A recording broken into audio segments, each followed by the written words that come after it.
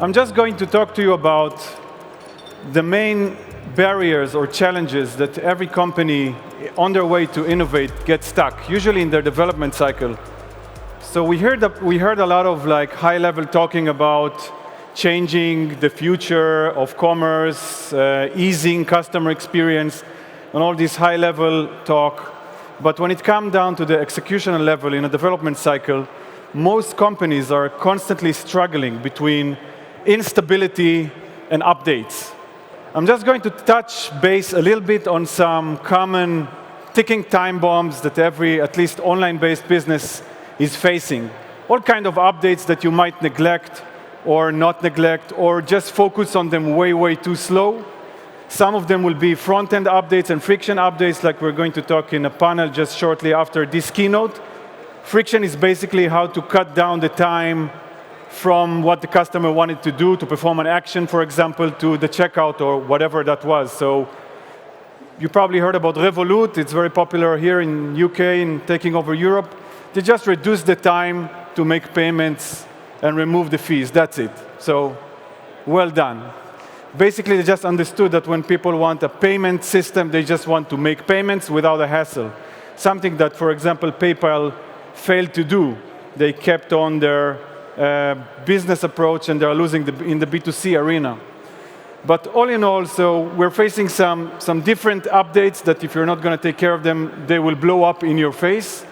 And then there will be a constant struggle between how to make your business grow on the one hand, and how to deal with what we call day-to-day updates, all kind of updates that it's very hard to prioritize and say, is this really important?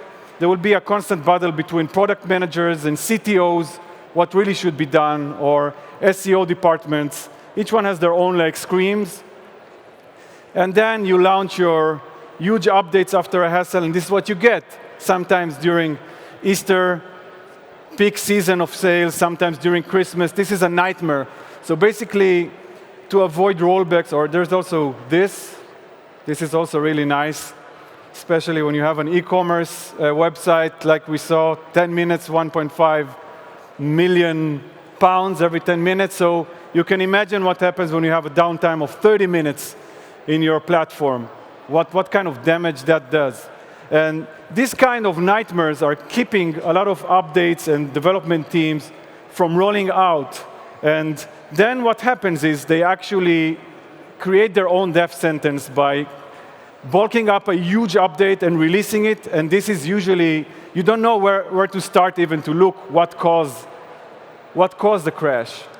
So I'm just going to give you very, very shortly my 2 cents, by working with our company, Hyperion. We build outstaffing dedicated developer teams in Ukraine. We have 120 developers that work for different clients.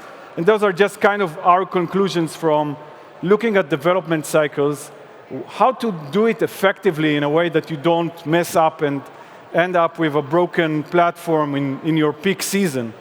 And on the other hand, how to convince management or C-levels or whoever is kind of the bottleneck in your organization that it's crucial and important to release updates and not to stay behind. So first of all, this is very easy to communicate with C-levels and executives. Money first. So it's kind of a question that you should ask yourself about any feature you want to release. Money first or later?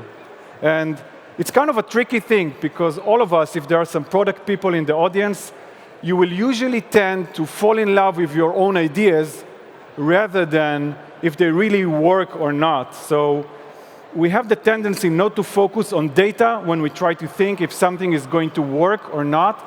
And then we have an idea, oh, let's make a Christmas calendar.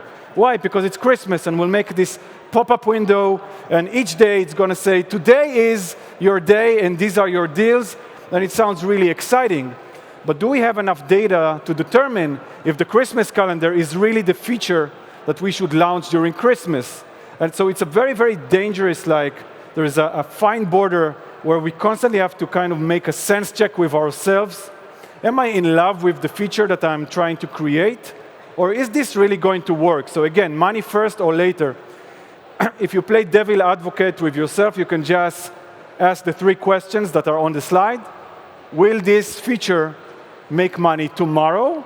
Or do I think like, first, let's do it, then traffic will come, then we'll figure out how to convert them. That's probably not a money-first feature. Very straightforward. I don't know if any of you watched South Park. There was this episode with the gnomes that steal socks. Did anyone see this episode? So the gnomes, they steal socks, and it's a big mystery, and nobody knows what the hell is going on. Why are they stealing the socks? And in the end of the episode, they get down to their cave, and they found all the socks, and then there was a whiteboard that says, 1, steal socks, 2, question mark, 3, make money. Great example for a not money first feature. If you don't have the answer, if what you're going to launch is going to convert and make money tomorrow, move on to your next ideas. Don't fall in love with your ideas. So that's one thing you should definitely take into account. The second is what to do with all what we will call like noise. I wouldn't want to say noise because, of course, SEO departments are also just as important as product or as cybersecurity, and all of them have wishes for the development cycles. But as a commercial business, any type of commercial business, first of all, you need money. No cash flow, no business, no salaries, everybody goes home. So any upgrade should start with money-first features. That's at least what we believe in. Second, take the Eisenhower matrix as your compass for all the rest. So all the rest is, look, we need to do cybersecurity updates. The site doesn't look well on mobile. We have to launch this new pop-up. I have an SEO plugin, whatever.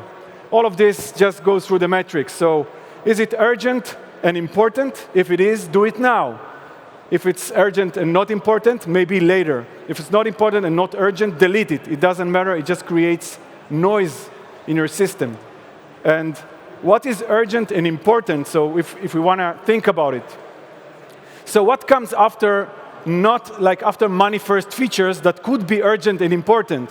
In our opinion, anything that causes downtime, immediate risk for your platform to end up with this ugly screen and with downtime.